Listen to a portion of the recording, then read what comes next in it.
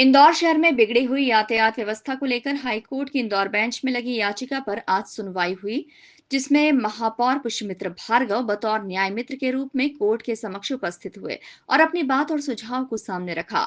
इसके अलावा Indore collector Ashish Singh, police commissioner Santosh Singh और निगमायुक्त शिवम वर्मा ने भी कोर्ट के सामने यातायात व्यवस्था को लेकर अपनी बात रखी।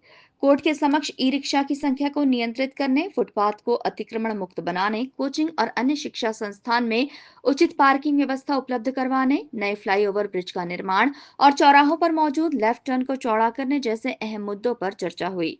इसके साथ ही महापौर पुष्यमित्र भार्गव ने बताया कि यातायात के नियमों को तोड़ने वालों के खिलाफ प्रभावी कार्रवाई और जुर्माना वसूली को लेकर भी उन्होंने अपने सुझाव दिए।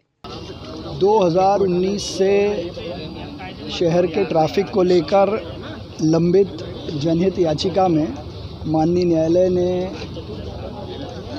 मुझे न्याय मित्र के रूप में कोर्ट को सहयोग करने के लिए आमंत्रित किया था।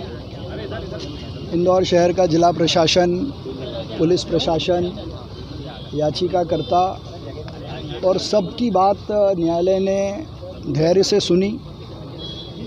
अपने भी कई सारे सुझाव और अनुभव उन्होंने साझा किए और कुल मिलाकर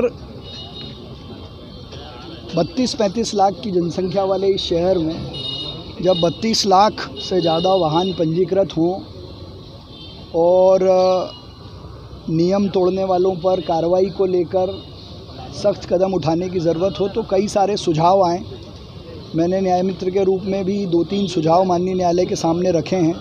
एक ई रिक्शा को लेकर केंद्र सरकार और राज्य सरकार के नियमों के साथ एक नई पॉलिसी बनाने की ज़रूरत है। ट्रैफिक अवेयरनेस को लेकर ट्रैफिक मित्र अभियान के जैसे और अभियान तेज़ी से बढ़ें, उसका भी एक सुझाव दिया है। टू व्हीलर का जो नियम तोड़ने पर चालान बनता है, उसकी वसूली को लेकर माननीय न्यायालय ने बहुत अच्छा सुझाव दिया है कि इंश्योरेंस चूँकि हर साल होता है तो वो इंश्योरेंस कराते समय उस चालान की वसूली हो और सभी विभागों के बीच में, चाहे पुलिस विभाग हो, यातायात विभाग हो, जिला प्रशासन हो और नगर निगम हो, इनके बीच में कोऑर्डिनेशन की दृष्टि से एक कमेटी हो जो लगातार इन विषयों को बैठकर ठीक करती रहे। जहाँ तक इंफ्रास्ट्रक्चर का सवाल है, वो शहर में नए ब्रिज, सड़कें, मेट्रो बन रही है, लेकिन ट्रैफिक इंजीनियरिंग पे शहर के सुझाव मिलें, इसको लेकर भी हमने सुझाव दिए, जिसमें हॉस्टल, कॉलेजेस और कोचिंग क्लासेस को पार्किंग को लेकर कुछ नए नियम बनाए जाएं।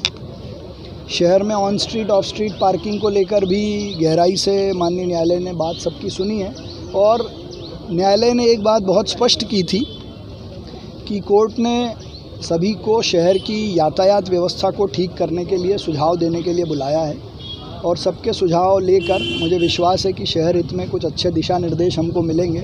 कुछ कठोर कदम भी हमको उठाने पड़ेंगे, वो भी हम उठाएंगे। फिलहाल कोर्ट ने सभी अधिकारियों और न्याय मित्र के सुझाव और समस्या को बेहद गंभीरता से सुना है और अपना फैसला सुरक्षित रख लिया है। अब कोर्ट अगली तारीख पर शहर से जुड़ी इस अहम जनहित याचिका को लेकर अपना आदेश जारी कर सकता है। Bureau report, INN news, Indore.